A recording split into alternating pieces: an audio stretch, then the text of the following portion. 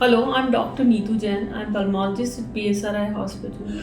Today I'll be talking about air pollution. So a lot of patients are coming to hospital with effects of air pollution. Primary symptoms are cough, expectoration, shortness of breath, wheezing. There are two groups of patients who are coming to hospital now with effects of air pollution. First group is people who have pre-existing lung disease like asthma, COPD, ILD.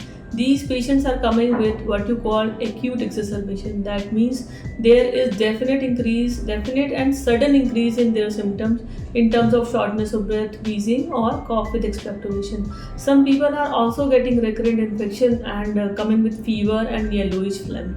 So most of these people are stable through the year, but at this time of the year when air pollution level start rising and AQI goes from good to poor, these people start facing increase in symptoms. Do not only require OPD consultation and increase in their medication. A lot of these people get hospitalized or admitted in ICU, and few patients also require ventilation. So these are primarily because of air pollution, because there is no other reason for them to have exacerbation, and it is directly as a result of increase in AQI or AQI becoming poorer. Second group of patients are those patients who do not have pre-existing lung disease.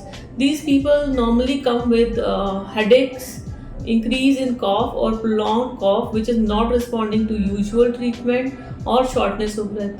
A lot of people also complain of decrease in exercise capacity.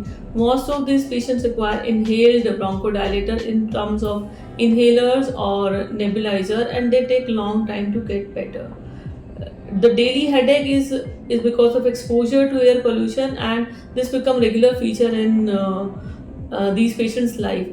Other than that, they also feel that they are not feeling well, they are unable to do their work as they used to do. These are other effects of air pollution other than lung effects of air pollution. So how we can deal with this? That first is the preventive strategy. Preventive strategy will involve not exercising or not going out of the house early morning and late evening when pollution is at or particulate matter is at your breathing level. Second is getting regular vaccination against flu and pneumonia so you do not get recurrent infection. Third is using N95 mask with expiratory valve when you are going out of house. So especially for patients who have pre-existing lung disease, this is mandatory. Other than that, using good quality air purifier with adequate HEPA filters at house with your doors and window closed is also a good intervention for specifically elderly patients. Air pollution has long lasting as well as short term effect. In short term effects, cough, expectoration, and shortness of breath is prominent, which require use of inhalers and hospitalization. In long term effect, it can affect lung growth, it can decrease lung capacity, it can also lead to lung cancer. So it is very important to prevent ourselves against air pollution. Staying healthy is of paramount.